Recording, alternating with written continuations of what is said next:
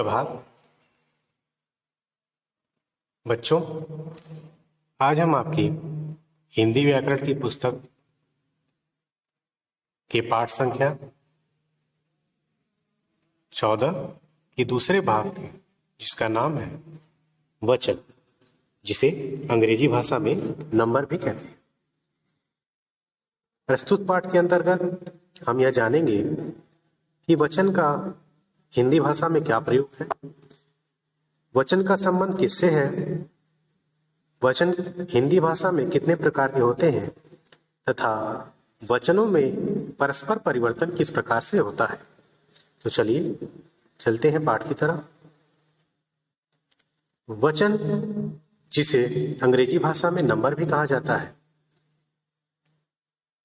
इससे पता चलता है कि संज्ञा शब्द की संख्या एक है या एक से अधिक। जैसे बच्चा, कुर्सी, घोड़ा, कमरा, लड़की, मेज, किताब। इन संज्ञा शब्दों से यह बोध होता है कि इनकी संख्या केवल एक है, जबकि बच्चे, कुर्सियां, घोड़े, कमरे, लड़कियां, मेजें, किताबें, इन संज्ञा शब्दों से यह ज्ञात होता है कि इनकी संख्या एक से अधिक है। जिस प्रकार पिछली कक्षा में हमने लिंग के संबंध में पढ़ा था कि लिंग का संबंध संज्ञा शब्दों से होता है, उसी प्रकार वचन का भी संबंध संज्ञा शब्दों से ही होता है। इस प्रकार वचन की परिभाषा है, संज्ञा के जिस रूप से एक अथवा अनेक का पता चलता है वह वचन कहलाता है। लिंग संज्ञा शब्दों को बहुवचन में बदलना। पहला नियम कहता है, आकारांतक पुल्लिंग संज्ञा शब्द, इनको बहुवचन में बदलते समय अंतिम स्वर बड़े आ को हटा दें तथा इसके अंत पर ए प्रत्यय जोड़ दें। इसके अपवाद हैं योद्धा, राजा, पिता, मुखिया, लाला आदि। अब यह प्रश्न उठता है कि आकारांतक शब्द कौन से होते हैं। वे संज्ञा शब्द जिनके अंत में आ की मात्रा हो, वे आकारांतक संज्ञा शब्द कहलाते हैं। जैसे लड़का, गाना, ताला, तबला, भाला, गधा। इन सभी संज्ञा शब्दों की एक विशेषता है कि इनके अंत में आ की मात्रा लगी होगी। तो ऐसे संज्ञा शब्दों के बड़े आ की मात्रा हटाकर उसके स्थान पर ए प्रत्यय जोड़कर हम बहुवचन बना सकते हैं। दूसरा तरीका है अन्य, अर्थात संज्ञा शब्द, वे संज्ञा शब्द जिनके अंत में आ नहीं हो, अर्थात जो आकारांतक शब्द न हो, उनका परिवर्तन किस प्रकार से होगा। तो इनके परिवर्तन में आपको कुछ नहीं करना है, ये स्वयं में ही एक वचन तथा बहुवचन होते हैं।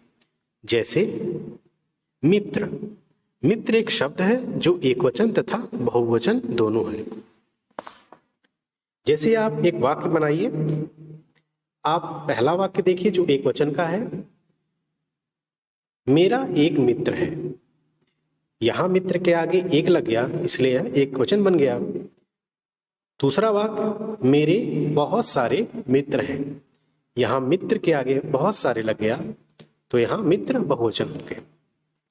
इस प्रकार ऐसे संज्ञा शब्द जो आकारांतक नहीं है, उनमें शून्य प्रत्यय लगाया जाता है। स्त्री लिंगी संज्ञा शब्दों का बहुवचन में बदलना।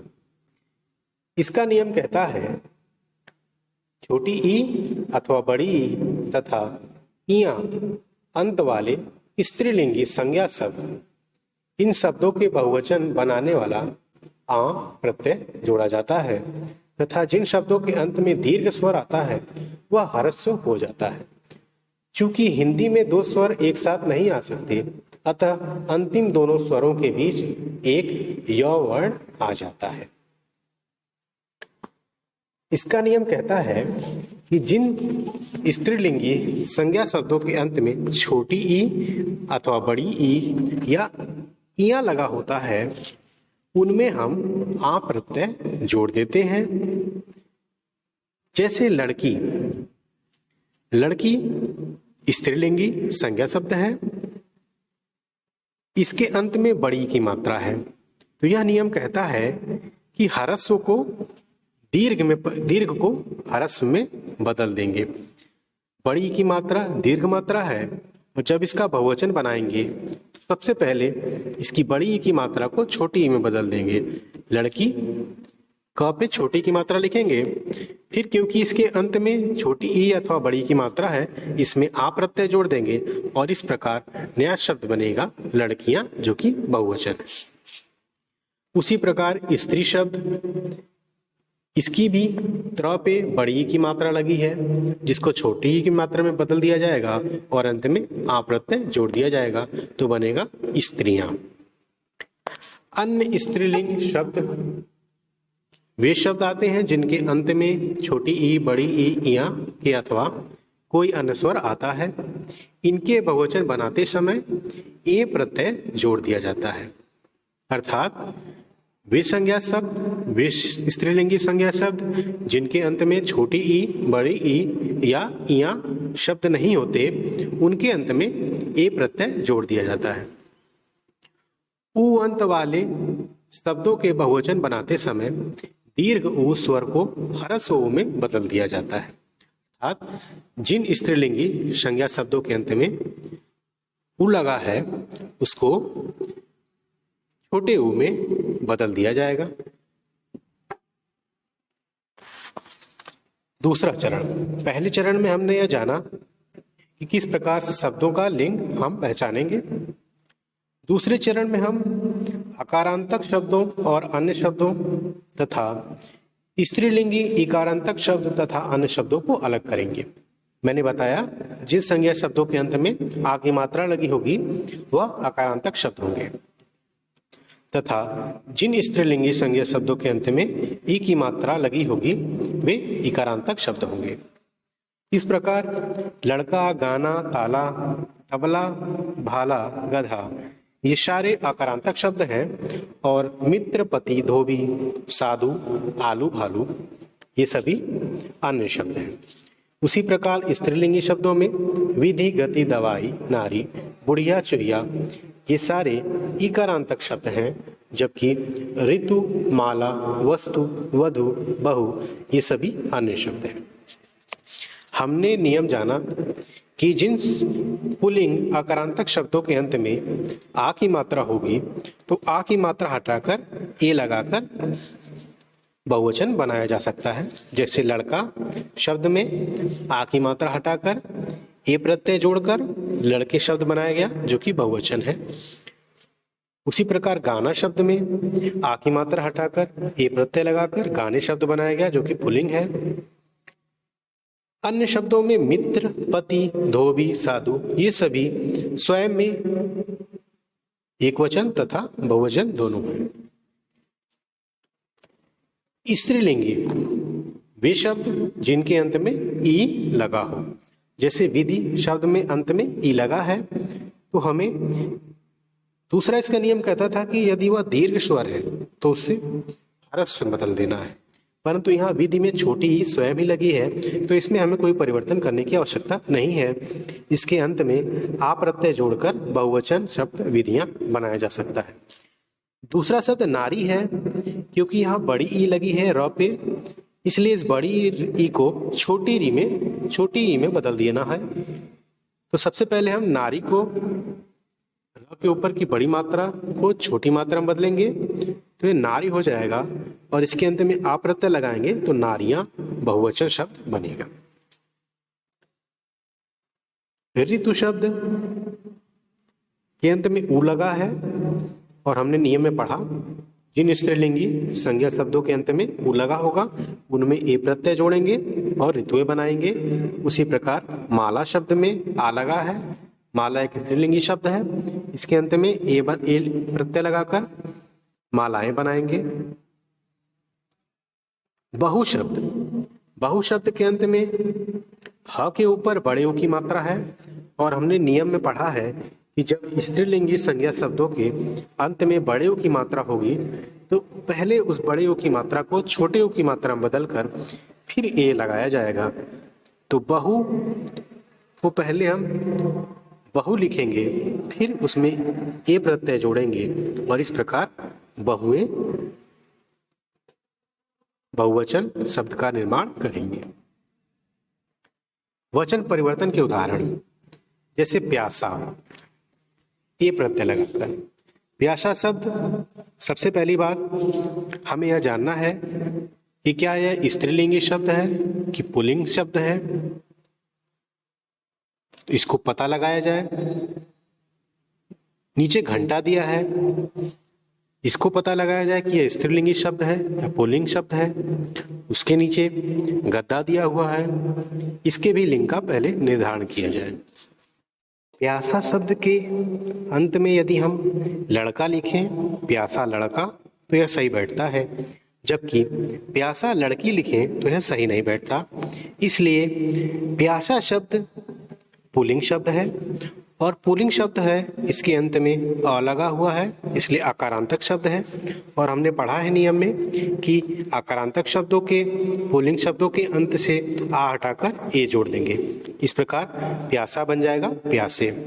उसी प्रकार घंटा शब्द भी आकारांतक पुल्लिंग शब्द है, इसके अंत में आ हटाकर ए लगाकर घंटे बना देंगे। ए प्रत्यय जोड़कर पुस्तक,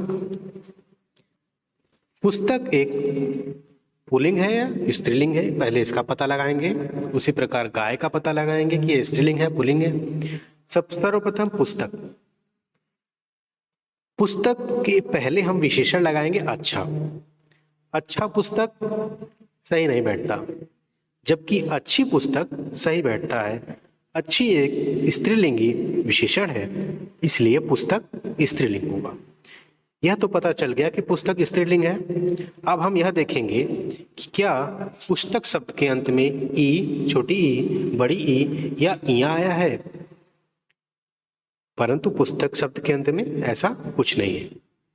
इसलिए दूसरा नियम देखेंगे। दूसरा नियम कहता है कि यदि किसी स्त्रीलिंगी संज्ञा शब्द के अंत में छोटी ई, बड़ी ई या इया न आए, उसके अलावा कोई अन्य स्वर आए, तो उसको बहुवचन बनाते समय ए प्रत्यय जोड़ दिया जाता है। तो पुस्तक शब्द के अंत में हम ए प्रत्यय जोड़ देंगे, बन जाएगा पुस्तकें। उसी प्रकार बहु शब्द देखिए, बहु शब्द स्त्रीलिंगी शब्द है, इसके अंत में बड़ायु की मात्रा लगी है ह के ऊपर, और हमने नियम में पढ़ा इसका बहुवचन बनाते समय सबसे पहले हम दीर्घ स्वर को ह्रस्व स्वर में बदल देंगे, अर्थात बड़े यू को छोटे यू में बदल देंगे और ए लगा देंगे। इस प्रकार शब्द बनेगा बहुए। तो इस प्रकार से आप एक वचन से बहुवचन बदल सकते हैं। कुछ समूहवाची शब्दों को जोड़कर बहुवचन बनाए जा सकते हैं, जैसे लोग, गण, वृंद, वर्ग, जन आदि। कर्मचारी, कर्मचारी का बहुवचन होगा कर्मचारी वर्ग, इसमें वर्ग शब्द लगाकर इसका बहुवचन बना सकते हैं। सभ्य शब्द में अंत में लोग लगाकर सभ्य लोग बहुवचन बना सकते हैं। उसी प्रकार पक्षी के अंत में वृंद लगाकर पक्षी वृंद शब्द बनेगा, जो कि बहुवचन है। ध्यान देने की बातें, सदैव बहुवचन रूपी शब्द, कुछ शब्द ऐसे भी होते हैं जो हमेशा बहुवचन में ही प्रयुक्त होते हैं, जैसे दर्शन, प्राण, हस्ताक्षर, बाल, लोग, आंसू, केश, होश। जैसे चोर को देखकर तो उसके होश उड़ गए, वह भगवान के दर्शन के लिए मंदिर गई थी। भाई की मृत्यु का समाचार मिलते ही करीना के आंसू निकल गए।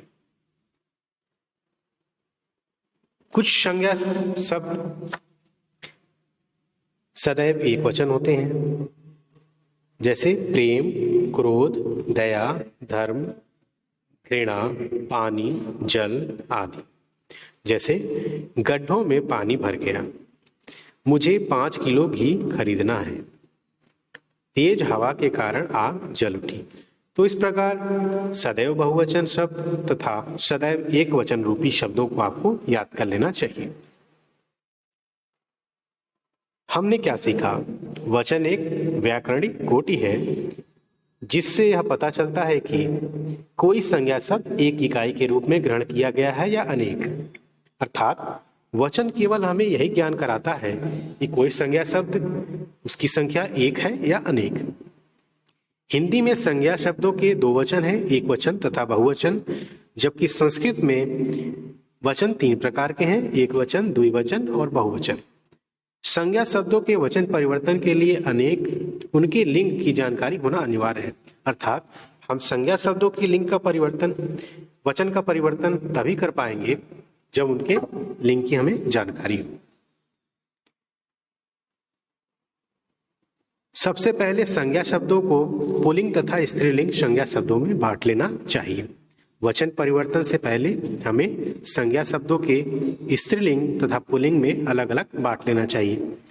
फिर पुल्लिंग शब्दों के दो भेद आकारांत शब्द तथा अन्य में बदल देना चाहिए और स्त्रीलिंग में इकारांत शब्द और अन्य शब्दों में बदलना चाहिए। इस प्रकार के अभ्यास प्रश्न को आप घर पे प्रयास करने की कोशिश करें।